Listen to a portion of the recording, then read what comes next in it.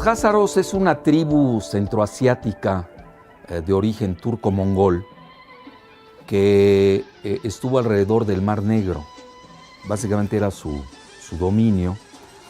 Y eran unos mercenarios que usaban el Imperio Bizantino contra los omeyas en una fase.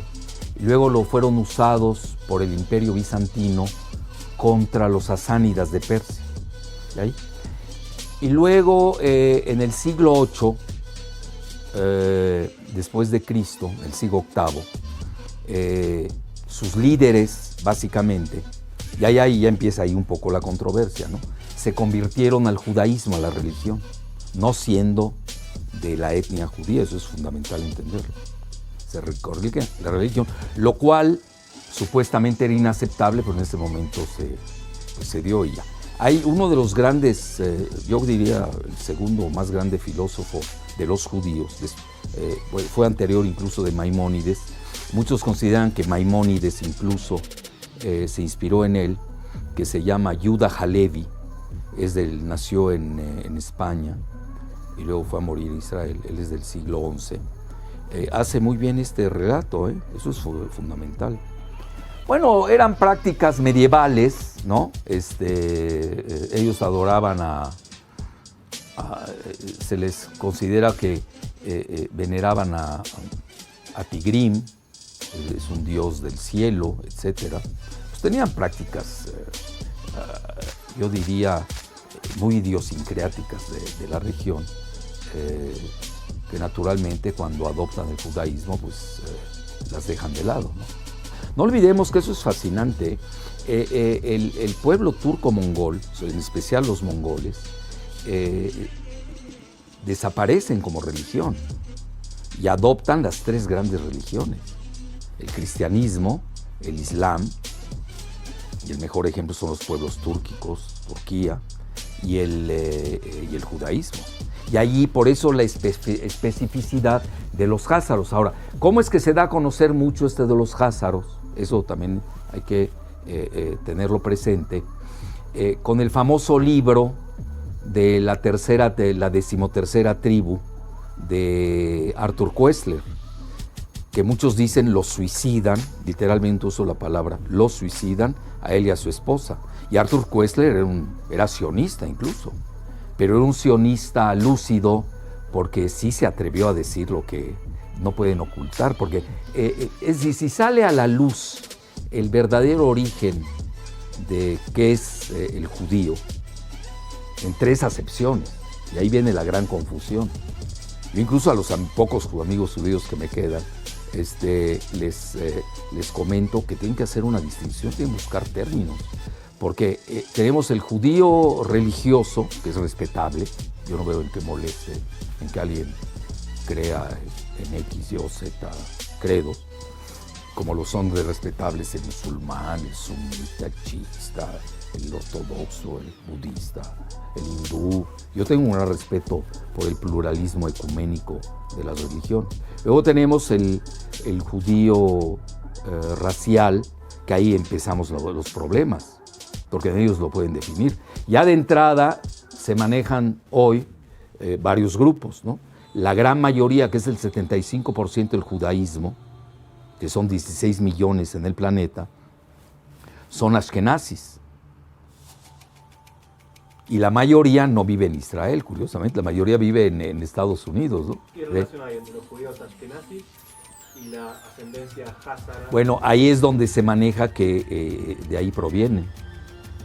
Por ejemplo, yo tengo un estudio, que también hay estudios que el sionismo financia en la Universidad Albert Einstein de Nueva York, con genetistas que les conviene demostrar lo contrario. Por ejemplo, este es de The Scientist, ahí lo tengo.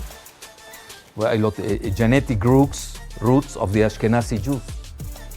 Las raíces genéticas de los judíos ashkenazis. No tiene nada que ver con los Mizrahim. ¿Quiénes son los Mizrahim? Son los verdaderos judíos semitas. Son los judíos primos hermanos nuestros, de los árabes, de los cananeos. Eso es importante señalarlo. Y de los sefarditas. Los sefarditas son los que estuvieron en España y que fueron expulsados por los reyes católicos. Entonces, de ahí de entrada ellos tienen, ahí te dejo el documento, porque eso ya es a nivel científico y genético. Sí, y además hay una cosa que se llama en genética el fenotipo, es como se parece, ¿no? Si uno ve un Mizrahi, que quiere decir en hebreo oriental, que son los verdaderos semitas, lo ve, pues se parece, es igual que el árabe, no tiene nada de diferente. Lo único que lo diferencia es su religión, y son muy respetables. Pero ahí viene lo fascinante, es que si uno ve al házaro, tiene varias características diferentes en su fenotipo.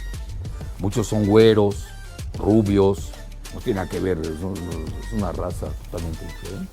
Que también es respetable, nadie está diciendo que no sea respetable.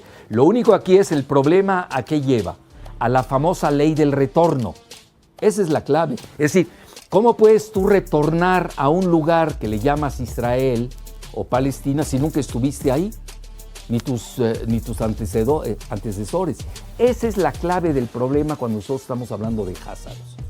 Y obviamente hay que diferenciar que son los europeos que proliferan alrededor del Mar Negro, luego emigran al Rin, toda la región alemana, y ahí es donde ellos se abrevan del nacionalismo romántico y de los mitos alemanes. Nunca hay que perder de vista eso, el contexto, ¿no?, ambiental. Y ahí es donde nace la definición de ellos del antisemitismo, nada más que es un antisemitismo curioso, sin semitas. Es decir, ¿cómo puede haber un antisemita si no hay un semita? El problema del antisemitismo que practican los házaros es de que ellos no son semitas. Entonces ya estamos aquí en problema. Entonces, ¿cómo pueden acusar? Por ejemplo, en mi caso, yo soy 4 veces semita. ¿Cómo a mí un házaro me puede acusar de antisemita cuando él no es semita? Y yo soy 4 veces semita. Yo soy semita por raza. Soy de origen fenicio, cananeo, árabe. Igual, 2000 y pico de años, libanés, en la modernidad libanés. Luego, culturalmente, gastronómicamente, lingüísticamente, y ya me tengo que aumentar una más, y la religión, soy católico maronita. Entonces, ¿cómo? Y los maronitas provenimos precisamente, tenemos una liturgia semítica que se llama el arameo, que era el lenguaje que hablaba Cristo. Entonces, mira, ellos están en una confusión, por eso hay tanto grupo, pero ya te dije el fenotipo, pero hay una característica más. Al nacer, todos tenemos en el coxis la huella mongólica. En los házaros no desvanece. Es decir, yo no le voy a pedir a todos los házaros, ¿no?, que se desnuden para mostrarles la huella mongol y traer a los semitas verdaderos, que son los Mizrahim, muy respetables, o los sefarditas, que muchas veces los confunden, para demostrar que no tienen huella mongólica. Que eso es muy importante. Yo soy psiconeuroendocrinólogo, sé de lo que hablo, conozco esas materias. Pero ahí va, pero también hay una gran discriminación con los otros llamados judíos. Por eso esa palabra judío, no sé, a mis amigos judíos siempre les digo, ustedes tienen que repensarla, cómo la definen.